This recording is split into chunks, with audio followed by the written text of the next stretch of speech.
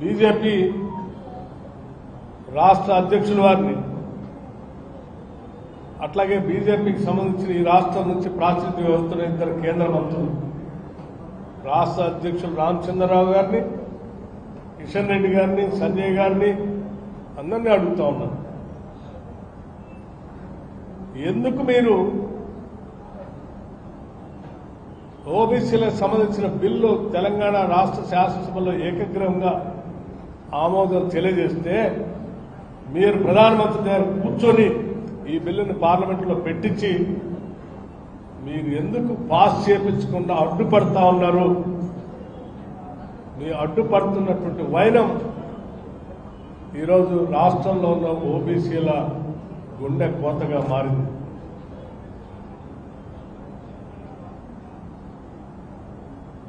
మీరు అడుగుతా ఉన్నారు ముఖ్యమంత్రి గారిని అఖిలపక్షం తీసుకొని పోవాల్సి ఉన్న ప్రధానమంత్రి గారి దగ్గర కేబినెట్ లో పనిచేసేది మీరు, కిషన్ రెడ్డి గారు. ప్రధానమంత్రి గారు పార్టీకి సంబంధించిన పార్టీకి అధ్యక్షులుగా ఉన్నది రామచంద్రరావు గారు. నేను అడుగుతా ఉన్నాను, మేము అడుగుతా ఉన్నాం, మీరు లీడ్ చేయండి.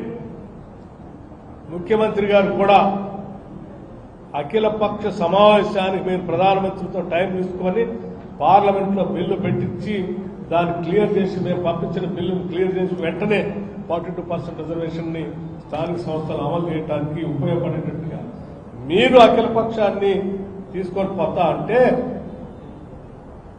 మా ముఖ్యమంత్రి సైతం కలిసి రావడానికి సిద్ధంగా ఉన్నాడు. మీరు టైం తీసుకోండి, మీ వెనక్కి కూడా రావడానికి కూడా సిద్ధంగా ఉన్నాడు. మేము అడిగితే ఎట్లా టైం ఇట్లా మీరు కనుక మీరైనా తీసుకోండి.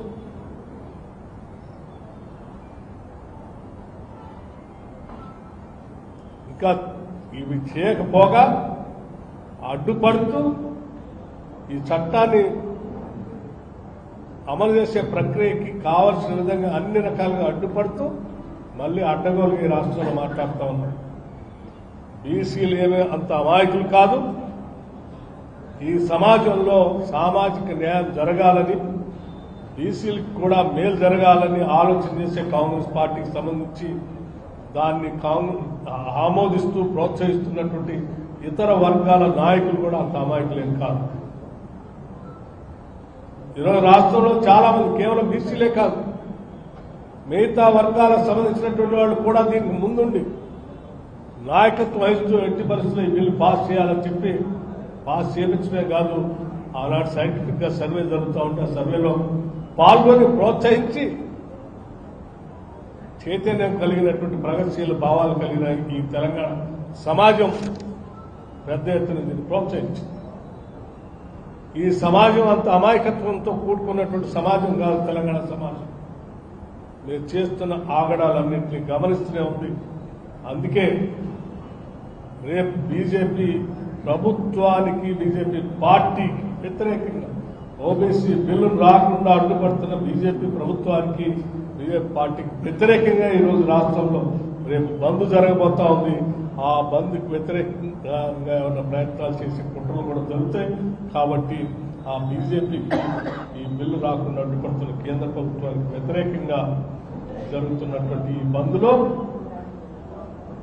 అందరూ పెద్ద ఎత్తున పాల్గొని ఈ ఓబీసీ బిల్లును సాధించడం కోసం, ఓబీసీల రిజర్వేషన్ కోసం అందరూ పెద్ద ఎత్తున పాల్గొనవలసిందిగా కూడా విజ్ఞప్తి చేస్తా ఉన్నాం.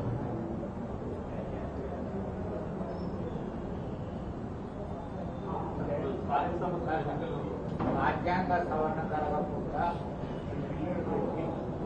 రాజకీయ లబ్ధి కోసమే కాంగ్రెస్ పార్టీ రాజ్యాంగ సవరణ ఎక్కడ జరగాల? రాజ్యాంగ సవరణ ఎక్కడ జరగాల? భారత్ పార్లమెంట్ లో జరగాలి. భారత్ పార్లమెంట్ లో ఎవరు చేయాలా?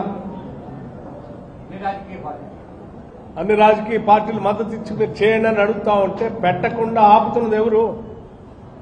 భారతీయ జనతా పార్టీ ప్రభుత్వం, వాళ్ళ పార్టీ. అదే కదా నేను చెప్పేది కూడా. ఇవాళ తెలంగాణ రాష్ట్రంలో ఉన్న అన్ని రాజకీయ పార్టీలు ఏకగ్రీవంగా మద్దతు ఇచ్చి పంపించాయి.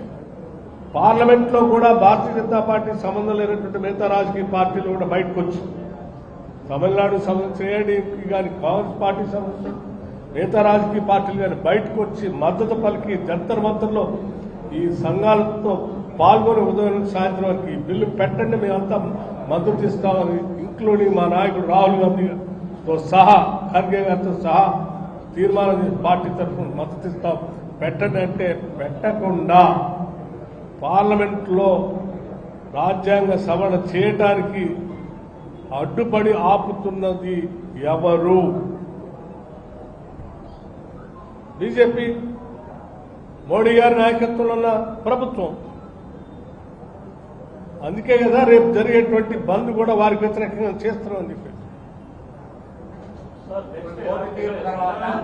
ఓటు తీర్పు తర్వాత ఈ అంశాన్ని ఏ విధంగా ముందుకెళ్తారు? తప్పనిసరిగా మేము కాంగ్రెస్ పార్టీకి ప్రభుత్వానికి చాలా చిత్తశుద్ధి ఉంది దీంట్లో. అందుకే ఇటు హైకోర్టులో కానీ సుప్రీంకోర్టులో కానీ నిష్ణాతులైనటువంటి వాళ్ళని మేము హైర్ చేశాం.